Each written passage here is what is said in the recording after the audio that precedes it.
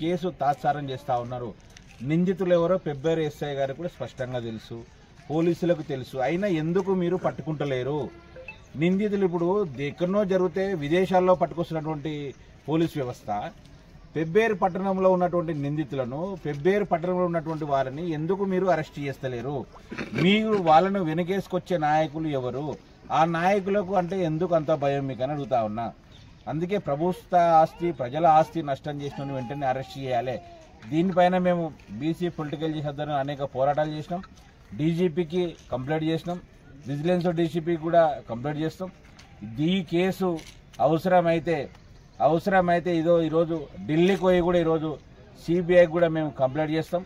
ఎవరిని వదిలే ప్రసక్తి లేదు. ఎందుకంటే ఆ ఇన్సూరెన్స్ కోసం క్లెయిమ్ చేసిన ఆ ఇన్సూరెన్స్ కూడా క్లెయిమ్ చేయొద్దని చెప్పి నేను ఇన్సూరెన్స్ వాళ్ళను కోరుతా ఉన్నాం. ఈ యొక్క నిందితులు దొరికే వరకు ఈరోజు బీసీ పొలిటికల్ చేసి విషయం ఒక పని చేస్తుంది.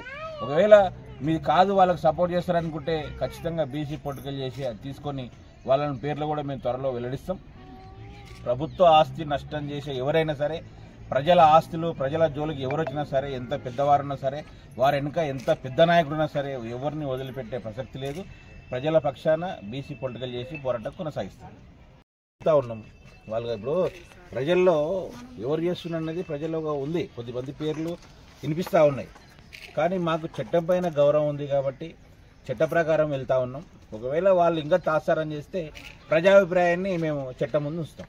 ఎన్ని రోజులు అంటే ఇప్పుడు సంవత్సరం అవుతుంది. పబ్లిక్ అడగాలి. ఇప్పుడు 10 కోట్ల ఆస్తి నష్టం, ప్రభుత్వ మళ్ళీ భవనాలు పోయినవి, మళ్ళీ ఇంత ఆస్తి నష్టం జరిగితే ఎందుకంటే అంటే పెబ్బేరు ఎస్ఐకి డబ్బులు ఇస్తేనే పని చేస్తారట కదా ఇక్కడ లోకల్గా ఎస్ఐ హరిప్రసాద్ రెడ్డి గారు. అందుకే మళ్ళీ ప్రభుత్వం డబ్బులు ఇస్తలేదు, ఆయనకు జీతం మాత్రమే ఇస్తుంది కదా, లంచం ఇవ్వట్లేదు కదా. లంచం ఇవ్వట్లేదు కాబట్టి పట్టుకుంటలేరు. అదే ఒక చోరీ జరిగితే నిందితుడు ఇస్తాడు, బాధితుడు ఇస్తాడు, తీసుకుంటా ఉన్నాడు కదా. దాన్ని వేగంగా తీసుకుంటారు. ఇందులో ఒక సైడే వస్తుంది ఇక్కడ నిందితుల సైడ్. అది పెద్ద మొత్తంలో 10 కోట్ల ఆస్తి నష్టం అంటే దాదాపు కొన్ని ఎంతో లక్షలలోనే ఉంటుంది కదా, కోట్లలోనే వాళ్ళకు. అందుకే పట్టుకుంటలేరు. ఆయన ఎవరిని వదలము, ఏడ డ్యూటీ చేసినా ఎక్కడ పోయినా ఖచ్చితంగా బాధ్యత వహించాల్సిందే. గోదాం బాధితులను ఖచ్చితంగా బయటకు తీసుకొస్తాం. రాజాల యుగేందర్ గౌడ్ కేవలం ఆరోపణలు మాత్రమే చేస్తున్నారు కానీ పూర్తి ఎవిడెన్స్ లేవు, బట్ట కలిసి మీద వేస్తున్నాడు అని అంటున్నారు. సరే, బట్ట కాల్సి మీరు ఎవరన్నారు? బట్ట కాల్ చేసిన మేమేం ప్రభుత్వం దృష్టికి తీసుకొస్తాం. అది ఏ ప్రజలు మాట్లాడిండ్రు? పెబ్బేరు పట్టణం ఎవరు చెప్పండి, మాకు చెప్పండి. టీఎఫ్టీ కల్తీ గురించి మీరు కల్తీ గురించి మాట్లాడుతున్నారు కదా. ఒక సంఘానికి కొంతమందికి మాత్రమే సపోర్ట్ చేస్తున్నాడు.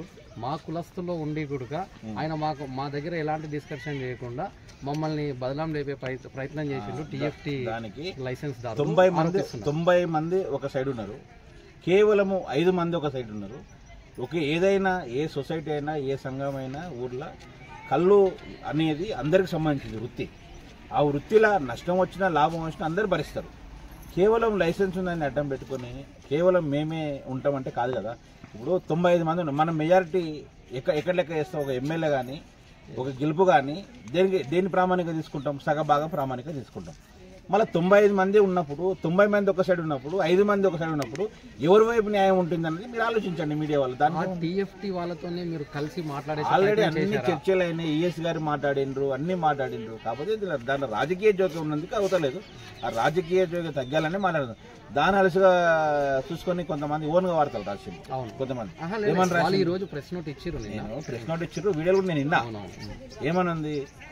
టీఆర్ఎస్ కొంతమంది అన్నారు, టీఆర్ఎస్ నాయకులను కలుపుకొని పోతున్నారని ఒక వార్త రాసింది ఒక మీడియా సోదరులు. సందర్భంగా చెప్తా ఉన్నాం, మాకు పార్టీలు ఎందుక కండువ వేసుకున్నాం? ఏమన్నా పార్టీ కండువ వేసుకొని చేస్తున్నామా? మేము బీసీ పొలిటికల్ చేసి కండువ వేసుకొని బీసీల కోసం మేము పోరాడుతూ ఉన్నాం.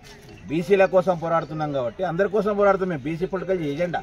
నిన్న డీజీపీకి కంప్లైంట్ చేసినాం ఎస్ఐ గారి మీద. ఎస్ఐ గారు సార్ హరిప్రసాద్ రెడ్డి అనుకో, బాధితుడు ఎవరు అవుతల? మన్నెప్ రెడ్డి అవుతల, బాధితుడు రెడ్డే కదా. మరి మేమెందుకు పోరాడుతున్నామండి? మాకు కులాల సంబంధం లేదు. ఎక్కడ అన్యాయం జరిగితే అక్కడ బీసీ పొలిటికల్ చేసి ఉంటుంది. అంతేగాని ఇప్పుడు కాంగ్రెస్ పార్టీ ఉంది, టీఆర్ఎస్ పార్టీ ఉంది, బీజేపీ ఉంది అనుకో, వాళ్ళు పార్టీల కోసమే పనిచేస్తారా? పబ్లిక్ కోసం కదా. మాది అట్లా ఒక వేదిక బీసీ పొలిటికల్ చేసి అందరి కోసం మేము పనిచేస్తాము. ఈరోజు లైసెన్స్దారులకు ఏం చెప్పదలుచుకున్నారు? అందరు కలిసిమెలిసిగా ఉండి సామరస్యంగా పరిష్కరించాలని కొడతా ఉన్నాం. మేము కూడా చెప్తా ఉన్నాం.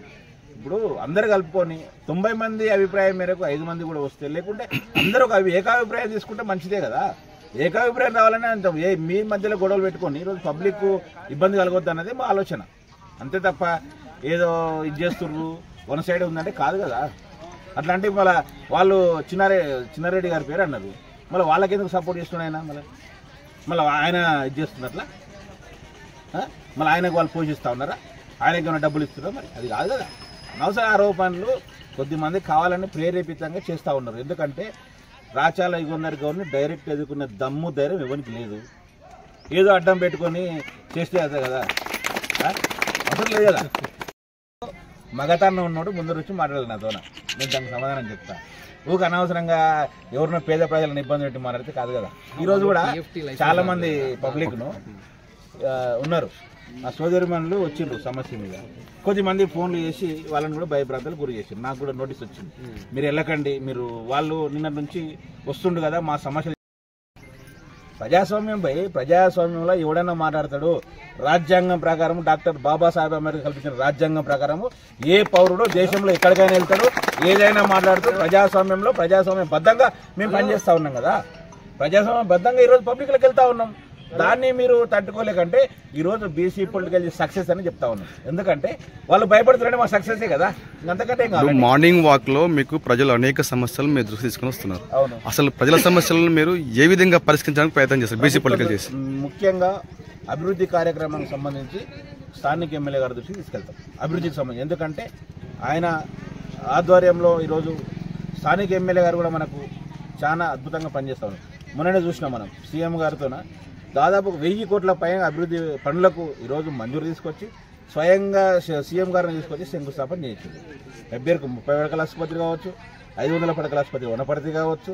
అదేవిధంగా ఇంకో గొప్ప విషయం ఏంటంటే ఇన్ని సంవత్సరాల్లో ఎవరు చేయలేని పనిని ఒక బీసీ మహనీయుల పేరు పెట్టాలని బీసీ పొలిటికల్ చేసి అడిగితే వెంటనే స్పందించినటువంటి గొప్ప మనసున్న మనిషి మంచి మేఘారెడ్డి ఎమ్మెల్యే గారు. ఇంకంతకన్నా ఏం కావాలంటే అందుకే అభివృద్ధి పనులకు సంబంధించి ఆయన దగ్గరికి వెళ్తాం. అధికారులకు సంబంధించి పై అధికారులకు కంప్లైంట్ చేస్తాం. ఇప్పుడు 1000 కోట్ల అభివృద్ధి కోసం 1000 కోట్లు తీసుకొచ్చి డెవలప్ చేయాలని చెప్పి ఎమ్మెల్యే గారు చేసినని చెప్పి మీరు చెప్తా ఉన్నారు. ప్రజలు ఏమంటారు అంటే 1000 కోట్ల కమిషన్ల కోసమే తీసుకొచ్చుకున్నారు, అభివృద్ధికి శూన్యం అంటారు. యాజ్ ఎ బీసీ పొలిటికల్ చేసిగా మీరేం చెప్తారు? ఫస్ట్ నేను కమిషన్లు కాదు, ఆయన మనస్తత్వం తెలిసిన వ్యక్తికి చెప్తా ఉన్నా. నేను ఆయన ప్రజలకు సర్వీస్ చేయాలని ఉద్దేశంతో ఇప్పుడు ఆయన సంపాదించుకునే ఆయన కాంట్రాక్టర్ లేవా మనం అనుకుని. ఇప్పుడు వీళ్ళకంటే ముందు కాంట్రాక్టర్ కదా, ఏం లేనోడు ఈరోజు వచ్చి ఈరోజు 1000 కోట్ల సంపాదించిన వాడు అడుగుతలేడు. ఈరోజు ఆయనకు అటువంటి కర్మ పట్టదని అడుగుతాడు నేను భావిస్తా ఉన్నాను. ఎందుకంటే ఆయన స్వయంగా ఒక కాంట్రాక్టరు, ఆయన వ్యవస్థ ఆయనకు ఉంది. పబ్లిక్ సేవ చేయడానికి ఆయన వచ్చిండు. చాలా సందర్భాల్లో కూడా మేము ఉన్నాం, దగ్గరగా చూసినాం కాబట్టి అటువంటికి పాల్పడని చెప్పి. 1000 కోట్ల నిధులు క్షేత్రస్థాయిలో పేదల పక్షాన పేదలకు ఖర్చులు చేసే అవకాశాలు ఉన్నాయని మీరు అనుకుంటున్నారా? ఉంటాయి, ఎందుకుంటూ ప్రజాప్రభుత్వంలో ప్రజల కోసమే, ప్రజలకు సంక్షేమం కోసమే చేస్తూ ఉంది కదా. ప్రజాప్రభుత్వం లక్ష్యమేది కదండి. బీసీ పొలిటికల్ మీకు అనుకుంటున్నారు? మేము అనుకుంటా ఉన్నాం, గట్టిగా నమ్ముతా ఉన్నాం, ప్రజలకు ఉపయోగపడుతుందని భావిస్తా ఉన్నాం.